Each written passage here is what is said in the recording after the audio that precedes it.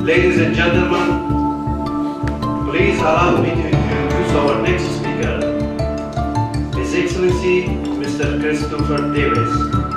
He will present his speech in English, of course regarding to Afghanistan national hero. Please welcome Mr. Christopher Davis.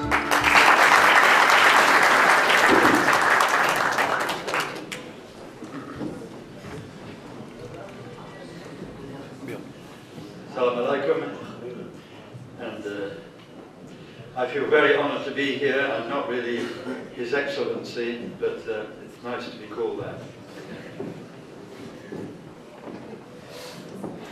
I apologise that I work with an organisation, the Universal Peace Federation, and I apologise that our Secretary General could not be here, although he's hoping to come later.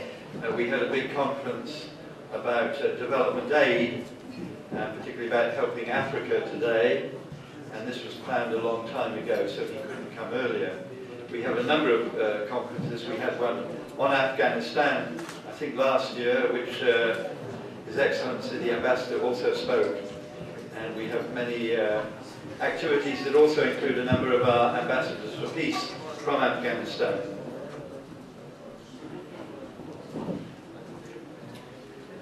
When I heard some of the things that were said earlier, I thought, what can I say? Because I felt everything had been said by the gentleman on the telephone earlier, Mr. Amrullah, I think. And also I was very moved by the poems that the young girls read out. In Europe many years ago, this was the way poems were said, in not really speaking, not really singing, somewhere in between. And when I was planning to write condolences about Ahmad Massoud the other day, I was looking on the internet and I saw a very nice video with a song about him, which in my country of Britain we would call a lament, I think. Just a few days ago I was in Den Haag, where our organisation UPF was promoting a dance festival of children's dances from Korea, where our organisation first started. Our founder, Reverend Sun Myung Moon, is from Korea. It was very, very beautiful, and I was very fortunate that with me was one of your members here, Mr. Saeed Tahiri. And on the way back, he played me some music from your culture. He said this is not, he said I would call this Khorasan music. It was very, very beautiful.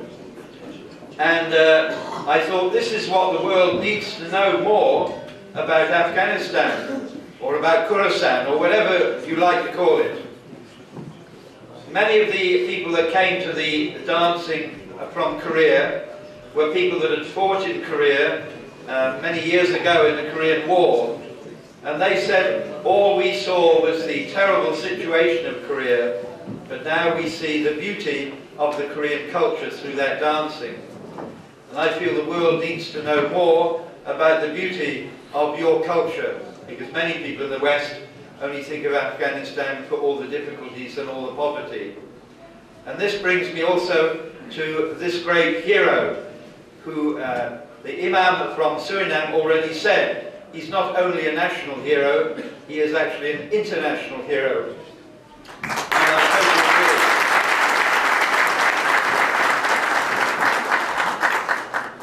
agree. There's a French journalist who met him and who wrote very enthusiastically about him. He's one of these people that, and I say he is because of course he is still with us actually. We can lament his passing, but he passed from this physical world, but in fact he is still with us. And this, the fact that he is still with us is also seen by this gathering today, and from the heart of people for him. 2 years ago I was at a meeting similar to this, where Massoud Khalili was speaking, and afterwards he said to us, because UPF was going to speak, but we had little time to speak, he said, "I'm sorry, but I had to keep speaking because the people wanted to hear not me, but my stories about Massoud, because that is the heart that people have for Massoud. When you read about him, you read that he was, in the West, you read he was a military leader, but of course he was much more than a military leader. It is strange to think that he was trained as an engineer. The founder of UPF, Reverend Moon, also was trained as an engineer. But both of them were called to something more than engineering. Nothing against engineering, but they were called to something more than that. And they were called, Reverend Moon was not a military leader, but Massoud was called also to something more than being a military leader. He certainly was more than a military leader. When he had his group together, he promoted that women are equal to men, which of course is what Islam says anyway, but many in the West, unfortunately, understand something different. He promoted the girls should go to school just as much as boys. And everywhere I hear about Massoud, or everywhere I see something, I see that he was more than your normal military leader. He was, I would think, a friend, a brother, an uncle, even a father to the people who were with him, as we have heard from some of the people here today.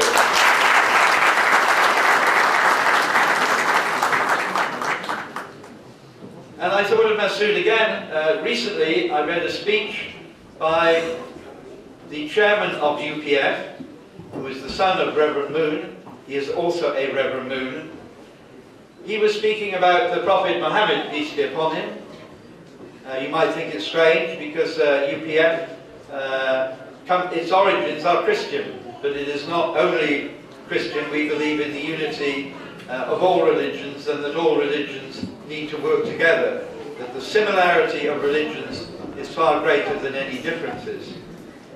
He was talking about the Prophet, and he was talking about how in the early days he united the tribes of Medina, and when they went to Mecca and freed, you could say, Mecca, he forgave his enemies.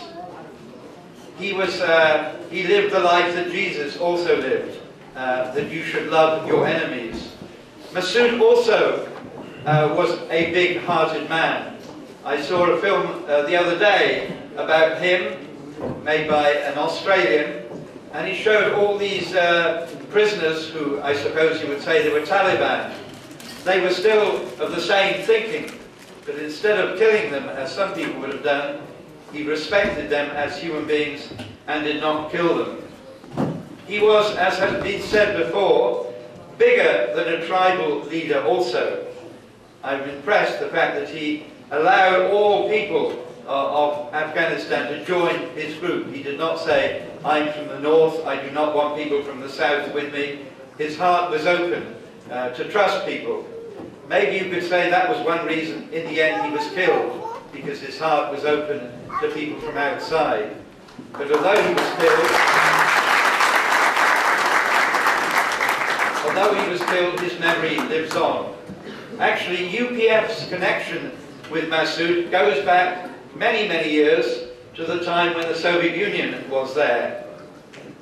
Reverend Moon, our founder, said to a young man, a Jewish man, a filmmaker, who had made a film about South America, about the problems there with communism, he said, please, I would like you to go to Afghanistan. The world needs to know what is happening there. We have to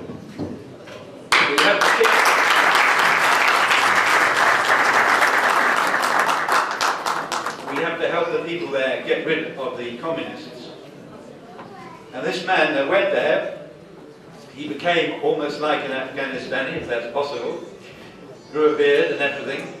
And he arranged to go and interview Massoud for his filmmaking. On the way, unfortunately, a Soviet helicopter gunship attacked his party. Everybody ran for cover, and he did, but then he remembered on his camel there was his valuable film and camera, the evidence of what was happening in Afghanistan. Without thinking, he ran out to claim his camera and his film, and he was killed. And then the the helicopter gunship landed and they took away all the material. Many years later, actually, Reverend Moon met top people from the Soviet Union, which now I think by this time had become Russia, and he said, please, I want this film about Afghanistan, can you find it? Unfortunately, we don't still have it. But that is the connection that goes back to that time when this man from UPF, Lee Shapiro his name was going to interview Ahmad Massoud. And UPF also has a presence in Afghanistan today. We have a famous poet in England, a poet and writer, you may have heard of him, from the last century, actually the century before, Rudyard Kipling. He was in India and he wrote about India and Afghanistan, and he wrote a very famous song, poem, which people quote and often quote in a way wrongly, because he said in this poem, there's a chorus, east is east and west is west, and never the two shall meet. And then people say, no, I don't think he's right, I think the east and the west can come together. But this was actually exactly what he said, if you read the rest of what he said. He said, east is east and west is west, and never the two shall meet. Geographically, that's correct. But he said, when a strong man from the east meets a strong man from the west, there is no east and west. Ahmad Massoud, to me, geographically came from the east, but he's not from the east. He's a strong man, and the sad thing is that at the time he was alive, when he came to the west, there was not one strong enough man to meet him.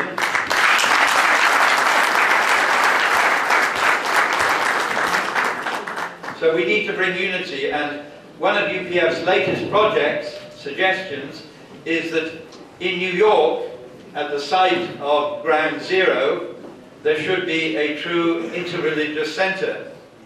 You may have read recently there's a lot of arguments in New York because a Muslim group want to build or create a Muslim cultural center and mosque, which is quite near Ground Zero. Some people think this is very good, some people think this is very bad, for many different reasons. But we have an idea, actually UPF Netherlands, don't let's say this is good or let's say it's bad, let's try and have a true interreligious centre right on Ground Zero. And we hope this will happen. Because this is the problem in the West. The Pope, the head of the Catholic Church, is recently in Britain, and he said, we have a problem in Europe. We believe in human rights, we believe in many things, but we are forgetting that all these rights that we believe in so strongly originally come from religion. He isn't saying we should push Christianity or Catholicism, he's saying religion. And my good friend Tahiri, who I was with some days ago, I was with him, and he looked out of the window where we were, and he said, what we need in Europe, what the people need in Europe, is a good religion. He didn't say they must all become Muslim. He did not say anything like this. We need a true connection with God. And this is what UPF is saying. We need to create a sense of one family under God. When I think of Ahmad Massoud, and I see the pictures of him with his followers, I think he was a man who was already doing this with his people. They were not one people fighting for Afghanistan. They were one people, one family, you could say, under God, because that was his heart. So I would suggest when we were asked what can we do in the West, I think in the West about the situation in Afghanistan, what can ordinary people do here? I think one thing you can do is to show what is the beauty of your culture, what is the beauty of Islam, because not enough people in the West really understand this. Maybe next year you can invite, maybe difficult to get them to come, but to get more native European people to come, because your culture is very beautiful, and anybody with any heart can feel that heart, as we did last year, 2 years ago, when we heard Mr. Khalidi spoke about Massoud, and I